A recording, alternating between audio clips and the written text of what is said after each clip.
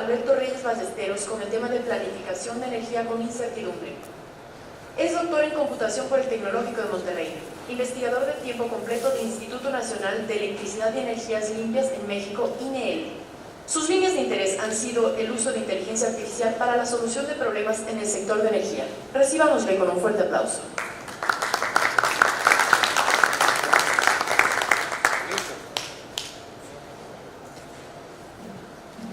¿Qué tal? Buenas noches. Pues, como ya es bien tarde, voy a tratar de abstraer al máximo lo que les quiero decir. Básicamente, bueno, fui invitado aquí por la Fundación CICE, que es una organización privada que se dedica a la capacitación de personal para la industria eléctrica. Yo vengo del Instituto de Investigaciones Eléctricas, bueno, el Instituto Nacional de Electricidad, Instituto Nacional de Electricidad y Energías Limpias de México. Y bueno, voy a tratar de abstraerles un poquito la idea. Lo que les voy a presentar es el resultado de pues, una investigación de muchos años y cómo estamos tratando de hacer esa investigación una herramienta de software que pueda servir para la planificación automática en el sector de energía y en el sector educativo, en cualquier sector. Básicamente voy a tratar de pasar unos cuantos slides nada más. Creo que algo que es importante explicar rápidamente el concepto del plan que yo manejo y que seguro, y nada más para estar todos en la misma sincronía, es ver los planes como una secuencia de acciones que me va a permitir transitar desde un estado inicial hasta un estado meta. Eso pasa en la planificación normal, digamos, considerando todas las adversidades que pueda haber, la incertidumbre que pueda haber en el ambiente, en fin. Entonces, yo voy a abordar un poquito el tema de planificación automática, que es un área dentro de la disciplina de inteligencia artificial, que pues es lo que a mí me compete. Entonces, después de esto, les voy a explicar un ejemplo muy simple de planificación, que es el que vemos en la escuela prácticamente. Y se trata de un brazo robótico que lo que trata de hacer es pasar desde un estado inicial, como que está a la izquierda, por ejemplo, y la idea es pasar a un estado final, como puede ser tener los bloques armados en ese orden. ¿Sí? Entonces, básicamente ese es un ejemplo de planificación en donde la idea es utilizar cierto conjunto de acciones para tratar de cambiar el problema, que es ese orden de bloques, y terminar en este otro al final. El problema de esta situación es de que asumimos que todas las acciones que se ejecuten para cambiar el estado del problema básicamente son deterministas, o sea que no pasa nada. Es seguro que el sistema va a poder mover, es seleccionar alguno de los bloques y colocarlo en algún orden y no va a pasar nada, no existe la posibilidad de que se caigan los bloques en el transporte ni nada. Bien, entonces, de aquí, a partir de esto que se llama el paradigma de la planificación clásica, lo que queremos hacer es introducir el concepto de planificación con incertidumbre para relajar un poco el problema de construir planes que asumen que todo es perfecto y que nada va a fallar.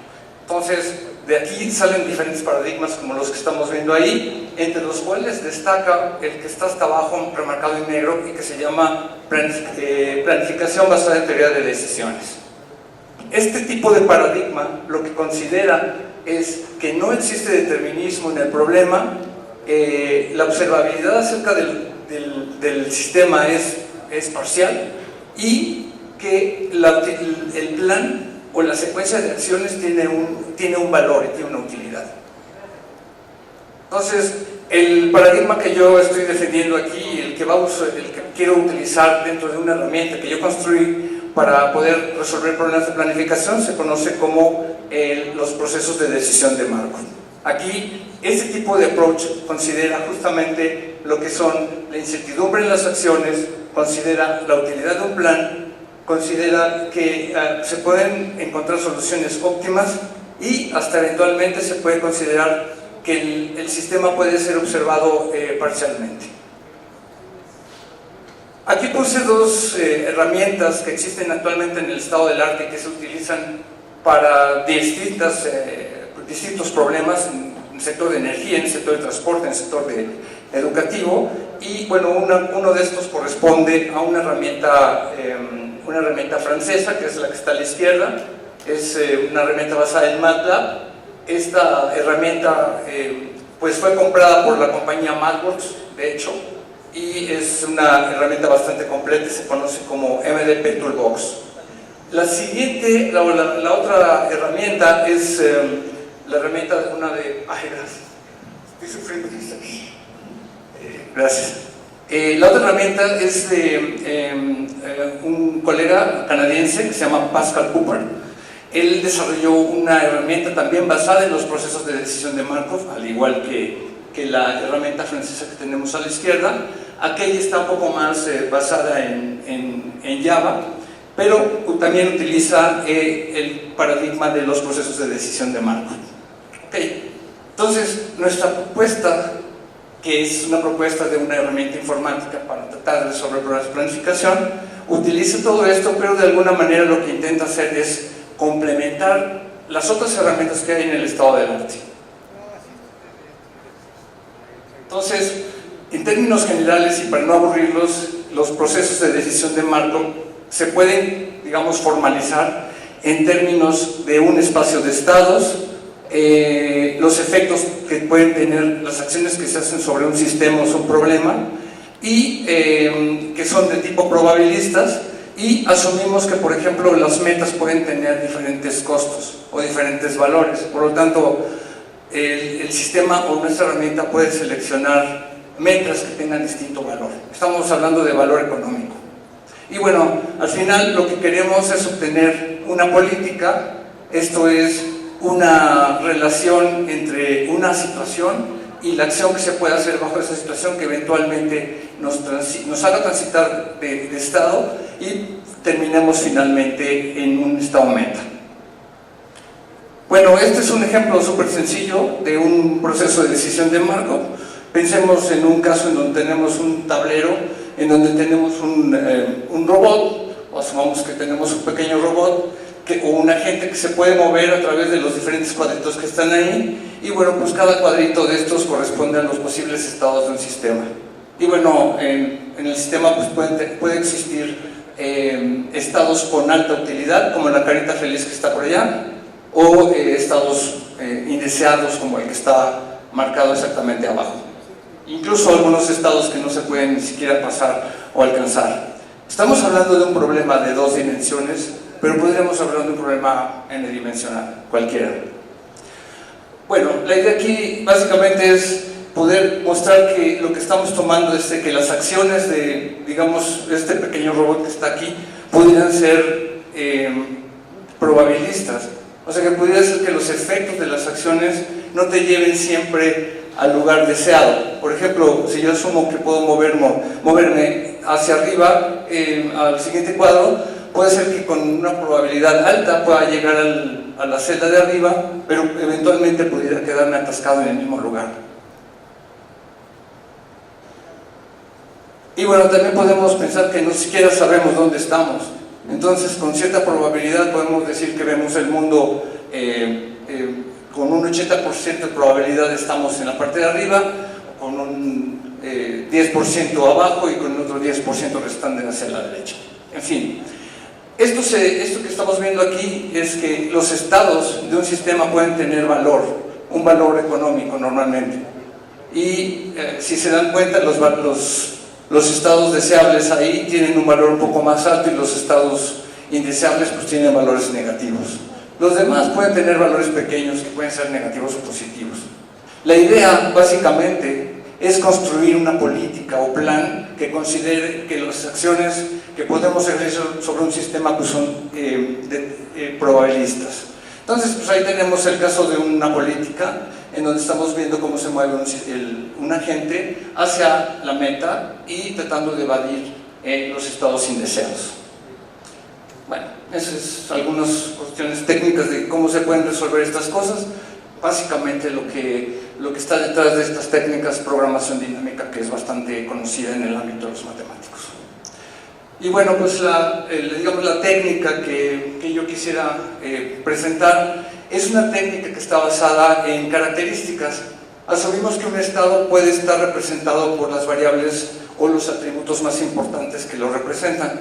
Entonces podemos decir que el estado de una persona podría estar representado, por ejemplo, por los signos vitales, pero pues igual y el pulso no es tan importante o la temperatura no es importante para ciertas cosas, y entonces lo podríamos eliminar. Cuando tenemos sistemas que tienen muchísimas variables, lo que tenemos que hacer es una selección de esas variables para reducir el tamaño, la complejidad del problema. Entonces, pues algunos investigadores utilizan ese tipo de representaciones que se llaman factorizadas, en donde un estado pues, puede estar basado más bien en características más importantes. Creo que cuando tenemos un proceso de decisión de Markov factorizado, podemos recurrir a algunas otras representaciones de la inteligencia artificial, como son los árboles de decisión o las redes bayesianas dinámicas, que por cierto ayer estuvimos charlando un poquito acerca de cómo funcionan. Redes bayesianas dinámicas que consideran el tiempo. Y esto básicamente es una técnica que fue resultado de mi tesis doctoral, en la cual la idea era tratar de asociar estados que tuvieran el mismo valor de recompensa y tomarlos como si fueran el mismo estado, de tal suerte que pudiéramos compactar un poco el número de estados y manejar la complejidad de los problemas, sobre todo a los que nos podemos enfrentar, de manera computable.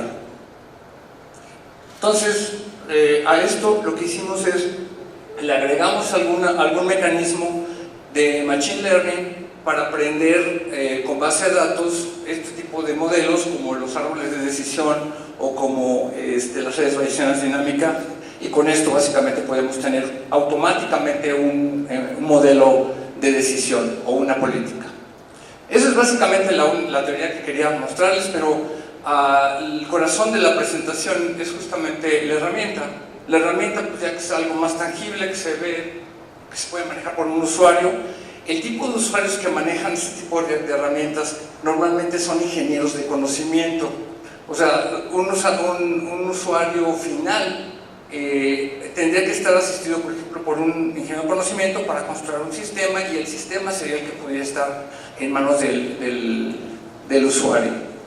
Entonces, la herramienta pues tiene varias partes, está construida en Java, y lo que permite resolver son modelos factorizados, justamente como los que les mostré hace poco.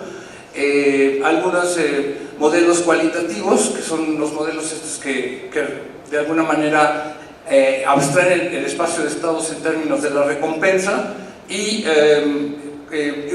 también se pueden utilizar combinaciones entre variables discretas y variables que están relacionadas con la función de recompensa o la función objetivo. Entonces, entre las funciones principales de esta herramienta se encuentra lo que es un compilador de MDPs, que lo que produce es un modelo, un servidor de política que permite consultar digamos, los resultados del modelo de decisión, un traductor de formatos que permite extender las capacidades de las dos herramientas que les puse al principio, y un pequeño simulador para aprender a usar la herramienta. Es como una especie de entrenador y saber el tipo de información que le tenemos que dar para generar los modelos que después podamos usar ya dentro de un sistema. Bueno, esta es la fotografía del compilador, tiene tres partes. La parte de la derecha es justamente la estrella del sistema, con la cual podemos utilizar diferentes archivos, sobre todo los archivos de datos históricos y la definición de los archivos de atributos. En la parte de la izquierda es en donde parametrizamos el modelo de decisión de Markov, y la parte central pues, es para realizar algunas evaluaciones. Se pueden compilar, como les comentaba, procesos de decisión de Markov o representaciones factorizadas, cualitativas o factorizadas discretas. Esto no lo voy a mencionar, me lo voy a brincar y voy a pasar al servidor de política, que justamente lo que permite es, a través de un cliente servidor típico de computación, de redes computacionales, ustedes pueden acceder al modelo sin ningún problema de manera remota. Y este sería básicamente como que la carátula del traductor de formatos, que nos permite seleccionar hacia dónde queremos traducir la especificación de un problema, si lo queremos pasar en términos de la herramienta Symbolic Perseus o la herramienta MDP Toolbox, dependiendo el tipo de lenguaje de programación que tengamos acceso o las licencias a las que tengamos acceso. Y bueno, final de cuentas tenemos un simulador, que es el que les decía, que nos permite entender un poquito cuáles son todos los archivos que necesitamos meter a la herramienta para poder generar modelos de decisión en un problema súper sencillo de dos variables. En este caso, pues podría ser como que la coordenada X y la coordenada Y de un sistema geométrico básico. Entonces, pues eso sería básicamente lo que tenemos. Y bueno, de las aplicaciones donde hemos utilizado esta herramienta, pues existen como que distintos tipos. Una de ellas es el desarrollo de lo que llamamos asistentes de operación, que son sistemas de apoyo a la decisión, pero para operadores de plantas de generación. Entonces nosotros usamos uno en particular para asistir a operadores de ciclos combinados.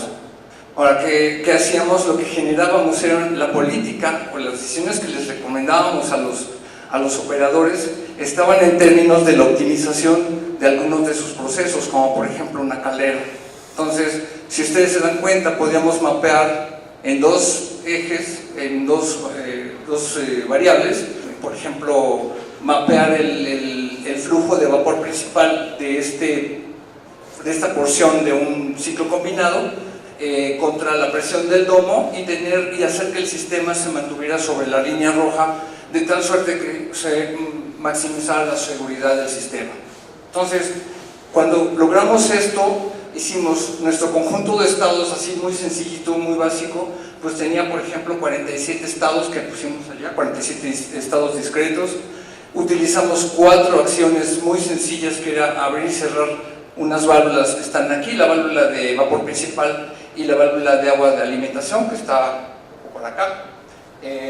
Y con este tipo de representación, pues utilizamos algunas redes bayesianas dinámicas en donde pusimos diferentes variables del problema, como la presión del domo, la introducción de disturbios eléctricos en la carga, el valor del flujo de agua de alimentación, el flujo de vapor principal y un valor discreto de la generación. Entonces, utilizando este tipo de representaciones y por supuesto un simulador para generar datos de un ciclo combinado y llevarlo a situaciones un poco extremas y cubrir un espacio de estados todavía mayor, construimos normalmente simuladores que nos permiten dinámicamente obtener variables de un proceso sin riesgo de echar a perder y exponer a los usuarios.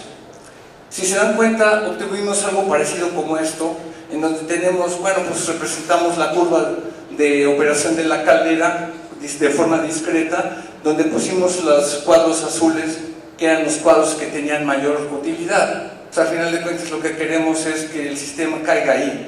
Y para hacer la construcción del sistema, lo que hacemos es que utilizamos la exploración del problema y ponemos a trabajar el simulador, le ocasionamos disturbios, hacemos que todo se desestabilice y vamos capturando lo que está pasando en el sistema, de tal suerte que aparecen esos puntos verdes que se ven ahí, son el resultado de poner el sistema bajo condiciones de disturbio. A final de cuentas, se construyen los modelos con Machine Learning, estos modelos de redes bayesianas dinámicas y un árbol de decisión, y después de eso se compila el problema a través de programación dinámica con algún método iterativo y podemos obtener una política a la que le llamamos óptima. La política óptima es el tercer cuadro, en donde ustedes ven que donde quiera que se pare el sistema, bueno, al menos en esta imagen representativa y conceptual, eventualmente va a llevarnos hacia la curva que está hacia el centro de la imagen. La última imagen que está por allá tiene que ver con la función de recompensa mostrada gráficamente, más bien con colorcitos, donde las partes más claras representan las zonas de utilidad más alta y las más oscuras representan las zonas de utilidad más baja. Esta es una de las aplicaciones que usamos para hacer control, de alguna manera, una especie de metacontrol para optimización de candelas. Obviamente, cuando tenemos los modelos, pues ya los metemos en un sistema muy bonito, ya le ponemos una interfaz, utilizamos pues todos los recursos que nos puede dar un sistema web, y entonces pues esto ya va directamente al usuario final, que son normalmente operadores en planta. Otra aplicación directa de esto es la navegación de robots con fines de inspección en subestaciones eléctricas. Y aquí es como el ejemplo original es el que se puede como que abstraer más fácilmente y se puede utilizar prácticamente de forma directa para la solución de esto. Lo que pasa o el problema en las subestaciones es que en muchos casos las subestaciones eléctricas se encuentran en zonas aisladas, y cuando están en zonas aisladas puede pasar muchas cosas. Uno es de que se metan intrusos por un lado, y otra que existe equipo eléctrico que tenga riesgo de falla. Entonces, para prevenir un poco esto y para reducir los riesgos que pueda tener, pues podríamos tener un sistema de navegación en un robot de manera inteligente, que utilizando algunos sensores, particularmente cámaras infrarrojas para ver de noche o termográficas para poder sensar calor o cambios de temperatura importante, y que puede enviar además imágenes de alta calidad hacia una central, o podemos utilizar un robot que no corra riesgos dentro de la instalación y que se posicione en algunas zonas en donde pueda de forma segura enviar información o procesar información acerca de los diferentes activos de la subestación.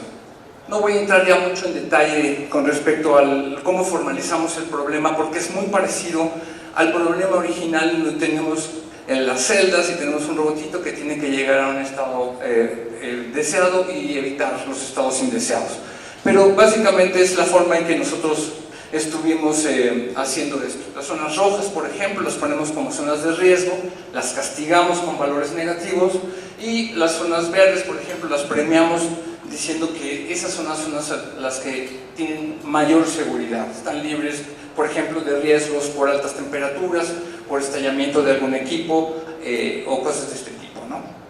Entonces, básicamente, pues ahí están las diferentes partes del modelo, y pusimos algo como esto ya dentro de una aplicación. Era un sistema que mapeaba o modelaba el plano de una subestación tipo, y poníamos ahí algunos robots para hacer alguna prueba, en donde un robot utilizaba la política óptima o los planes de este controlador óptimo, y otro pues no. Entonces nos daba una curva como esta, en donde el robot rojo, digamos, alcanzaba valores de utilidad mucho más rápido y simplemente los alcanzaba. El otro robot lo pusimos simplemente a deambular para ver qué alcanzaba, y pues obviamente su desempeño pues no era bueno. Y una aplicación que solo quisiera comentar, porque sí creo que es conveniente, es el caso de el control de presas. El control de presas también se puede modelar como un problema de planificación, en donde la idea es tratar de mantener la presa en las condiciones óptimas para poder satisfacer la demanda eléctrica de una zona o de algún circuito, ¿no? Entonces, lo que hicimos este problema no es tan simple, y bueno, aunque está representado aquí con unas cuantas variables, no es tan simple, porque utiliza o considera variables que son algunas que son controlables, como por ejemplo los accesos de la presa anterior o del mismo río hacia una presa, y las salidas también que van hacia las turbinas o hacia el bypass. Pero también consideramos que la presa se puede llenar por precipitaciones pluviales. Entonces, en ese caso, esa variable pues no la podemos controlar, es una variable que viene de la naturaleza, tratamos de predecirla, pero no es tan fácil. Entonces, considerando que existe alta incertidumbre en el sistema, pues decidimos que podríamos utilizar este tipo de técnicas. Lo más complicado es cuando tenemos sistemas como este, en donde una presa se conecta con otra y esa otra con otra más, y no nada más están dependiendo de las aportaciones de las presas aguas arriba, sino también dependemos de las condiciones meteorológicas y de la velocidad de absorción del agua dentro del terreno. Entonces, el problema se vuelve súper complejo, particularmente considera alta incertidumbre. Bueno, pues en este caso lo que hicimos es también tratamos de modelar de una manera conceptual, porque no pudimos particionar el valor de la precipitación en más con fines de mostrar de qué se trata la técnica, y dijimos, bueno, pues podemos hacer que no llueva, hacemos que tengamos una lluvia moderada y que podamos tener una lluvia intensa. Entonces, si estas son esas columnas, podemos tener los diferentes niveles de la presa también discretos, en donde las zonas verdes serían como que las zonas deseadas. O sea, no tener el nivel tan bajo, pero tampoco tan alto. El punto que es el valor, digamos, el naranja, pues es deseado, pero no es tan deseado como el nivel verde. La parte baja, pues es como el mínimo óptimo, y la parte de arriba, que es la corona, pues es la parte peligrosa, porque ahí, si hay una inundación o si hay lluvias muy fuertes, puede haber inundaciones importantes. Las acciones, pues es la combinación de cierre y apertura de las entradas del sistema, como estas válvulas que ven ahí, que serían la entrada a la presa y las dos salidas de la presa, una de ellas que sería las válvulas de operación directamente de las turbinas hidráulicas. Esa sería la forma en que representaríamos de una manera fácil o simple un problema en términos de toma de decisiones para hacer optimización o planificación óptima. Y bueno, pues ahí se vería en la parte derecha un mapa en donde dice cada una de las tres columnas del esquema de la derecha está indicando cuando no tenemos lluvia, cuando tenemos lluvia moderada y cuando tenemos lluvia intensa, y las dos flechas, por ejemplo, asumen que estamos metiendo cuantos de agua mucho más fuertes o más intensos, y por lo tanto, porque tenemos, aparte de las aportaciones de las presas anteriores, podemos tener lluvia moderada o podemos tener lluvia muy intensa, y entonces el llenado de las presas pudiera ser hasta más rápido. Bueno, comparamos ahí solamente para demostrar qué tan rápido se llega al óptimo. El óptimo es el nivel, por ejemplo, el más amarillo que está a la derecha, que si se fijan tiene los valores de utilidad más altos que se encuentran en el lado izquierdo. Entonces, lo que hacemos es de que construimos sistemas basados en estados que tienen, donde se optimiza la utilidad esperada. Creo que son los tres ejemplos que yo quería mostrarles hoy. Y bueno, pues les voy a mostrar, para no cansarlos mucho, para que ya nos vayamos, les quisiera mostrar un fragmento de la herramienta, para que al menos la conozcan un poquito, de cómo resolvimos algunos de estos tipos de problemas con valores de recompensa inmediata aleatorios. Bueno, se los voy a comentar así rápidamente.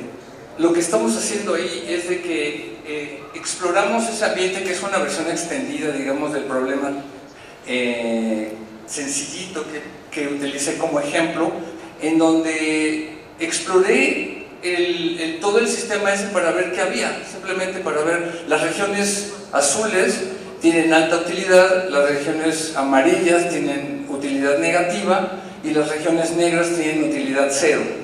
Entonces pongo a mover a la gente que está por ahí aleatoriamente, y lo que hago es de que pues genero ese mapa que se veía ahí con valores verdes. Es el rastro por donde pasó el agente, y posteriormente eso me construye un modelo que hace que la gente pues llegue rápidamente y alcance sus metas. Ahí le estoy cambiando un poco la velocidad de actuación, simplemente para que se vea cómo se alcanzan las zonas azules. El puntito rojo, que es como una especie de agente virtual, ya está utilizando la política óptima. Entonces, aquí lo interesante es de que podemos ver la política como una función, con flechitas, la estoy poniendo de una manera visual fácil, para que vean realmente cuáles serían las acciones que seguiría el agente dependiendo de dónde se encuentren. Y las otras, ese mapa azul que vieron hace un momento, es la función de utilidad, donde les decía que se puede ver con valores más brillantes, los valores de más alta utilidad, y con valores oscuros de más baja utilidad. Y bueno, pues este sería como que el mapa de donde está la enumeración de los estados, en donde pues les podemos etiquetar con un valor. Bueno, pues no sé si pudiera cerrar hasta ahí el video, por favor. Lo que hacemos con este tipo de herramientas es complementar otras herramientas del estado del arte para planificación con incertidumbre, o sea, que consideren la incertidumbre de los efectos de las acciones y la observabilidad del ambiente, y que además consideren que las metas o que las funciones objetivo pueden ser multivaluadas y pueden tener diferentes valores, digamos, positivos o negativos de utilidad esperada. Entonces, en la arquitectura de un sistema, para utilizarse ya en alguna empresa, lo que tenemos que tener en cuenta es de que estas herramientas nos sirven para construir modelos, y esos modelos tienen que ser accedidos por un sistema. Esos sistemas pueden ser parte de la empresa o pueden ser proyectos que la empresa quiera implementar para utilizar esos modelos para su propio beneficio. Como por ejemplo, en el SENACE este tipo de sistemas son ampliamente utilizados. Entonces, lo que nosotros hacemos en general es, podemos construir los modelos. Para esto necesitamos implementar todo lo que es la minería de datos, capturar los datos, utilizarlos para entrenar los modelos, hacer la minería y posteriormente que tenemos los modelos, hacer la interfaz de programación con los sistemas propios de las empresas y personalizar esos sistemas para que sean de fácil utilización con los usuarios finales. Entonces, básicamente es esto es un producto de investigación de muchos años, tiene pues, prácticamente unos 10 años que estamos trabajando en este tema, y hasta ahora podemos empezarlo a presentar como una herramienta que pueda complementar a los sistemas o las herramientas de planificación actual que consideren incertidumbre y utilidad. Básicamente es todo y estoy a sus órdenes por si hay alguna pregunta.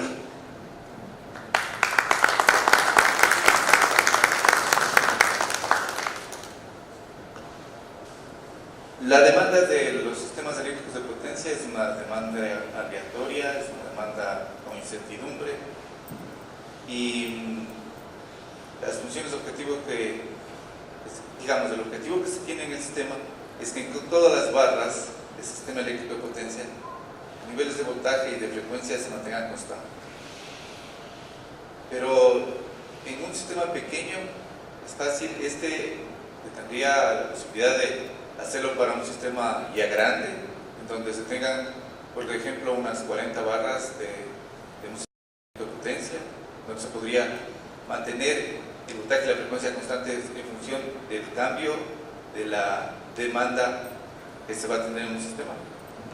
Sí, yo creo que se pueden poner múltiples ejemplos. No puse un ejemplo en sistemas eléctricos, tal vez el uso de este tipo de herramientas para instalaciones eléctricas como subestaciones, pero por supuesto que todo lo que tenga que ver el manejo de la demanda o los disturbios que puede ocasionar la carga, salidas o entradas de carga en forma súbita, pues es problemas en el dominio eléctrico que son atendibles con este tipo de técnicas.